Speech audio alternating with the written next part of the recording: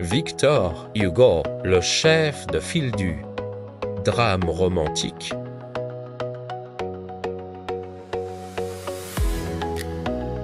Victor Hugo est né le 26 février 1802 à Besançon, France, et il est mort le 22 mai 1885 à Paris, France, ce qui veut dire qu'il vivait au 19e siècle. Il était un écrivain romantique français, poète, essayiste, dramaturge, journaliste, militant des droits de l'homme et homme politique. Aussi, il a évolué parmi plusieurs contemporains comme Émile Zola, Gustave Flaubert, Fédor Dostoïevski, André Chénier et Albert Camus. En 1843, sa fille Léopoldine meurt, le plongeant dans la douleur et le silence créatif pendant plusieurs années. À cause de cela, il quitte la France. Donc, il commence à produire des chefs-d'œuvre comme Les Châtiments écrits en 1853, Les Contemplations en 1856, en 1859 La Légende des siècles et Les Misérables en 1862. Enfin, en 1870, il est de retour en France où il est célébré. Ensuite, dans ses dernières années, il écrit 93. Victor Hugo a commencé à écrire du théâtre dès l'âge de 10 ans, où il écrivait des mélodrames comme Le Château du Diable, et entre ses 14 à 16 ans, il s'essaye aux tragédies comme Irtamen. Chez Hugo, le théâtre est comme une révolution romantique où il vise à remplacer le réel classique par le vrai, où il refuse de suivre les règles classiques en mélangeant le sublime et le grotesque, considérant qu'il faut que le drame reflète la nature complète, où l'ombre et la lumière sont unies. Une pièce de théâtre qui définit celui-ci est la préface de Cromwell écrite en 1827. Une citation qui a rapport à celui-ci est dite par Hugo et « Le théâtre n'est pas le pays du réel, c'est le pays du vrai. »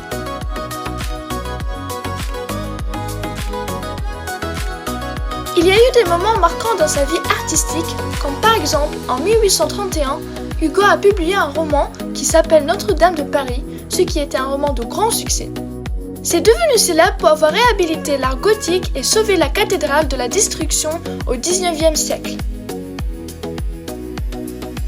Passons à des exemples de ces pièces de théâtre.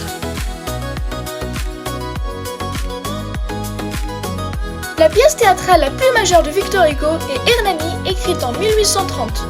Elle était jouée dans divers lieux, comme à la Comédie Française, dans la salle de Richelieu, le théâtre de Chaillot, et même elle était jouée en Allemagne et en Espagne.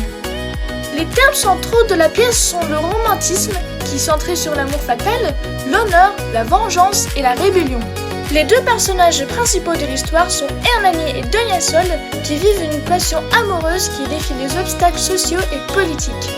Les idées défendues sont la liberté artistique contre le classisme, où la pièce impose le drame romantique et Hugo mélange de registres qui sont le sublime et le grotesque.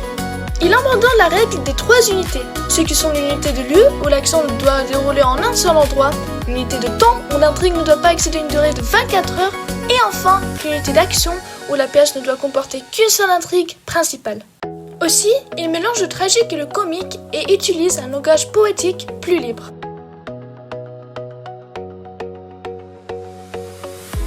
Une autre pièce majeure et théâtrale écrite par Victor Hugo est Ruy Blas, publiée en 1838. Elle était aussi jouée dans divers lieux comme le théâtre Marigny, au théâtre Le Ranelagh et au théâtre d'Angoulême.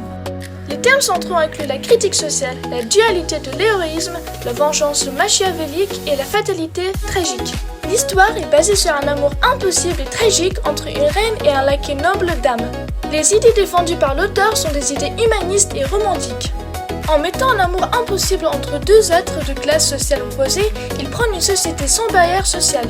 Une autre fois, Hugo joue avec les règles et mélange les genres. Il applique la théorie du drame romantique en mêlant le sublime, qui a du rapport avec l'amour pur, et le grotesque avec les intrigues des ministres. Il brise pour une autre fois les unités de temps et de lieu. Nous approchons de la grande cime. Voici la convention. Le regard devient fixe en présence de ce sommet. Jamais rien de plus haut n'est apparu sur l'horizon des hommes. Il y a l'Himalaya et il y a la Convention. La Convention est peut-être le point culminant de l'histoire. Passons à l'héritage. Victor Hugo a révolutionné le théâtre français en devenant le chef de file du drame romantique où il s'est opposé au classisme. Aussi, il utilise la liberté de l'alexandrin où il assouplit le vers classique, le rendant plus proche de la prose et du langage naturel. Même, il utilise le théâtre comme un moyen d'expression politique, critiquant les privilèges et la misère.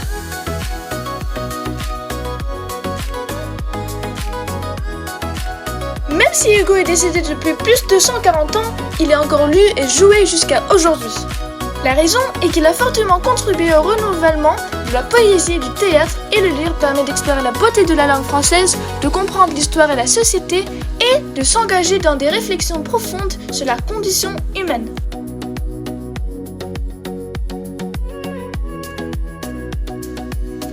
Les drames romantiques de Victor Hugo sont plutôt ceux qui passent des messages et résonnent encore aujourd'hui en plaçant le peuple sur le centre de l'action, dénonçant la misère sociale, la corruption des puissants et défendant les valeurs républicaines. Merci beaucoup pour avoir écouté à cette vidéo et à bientôt.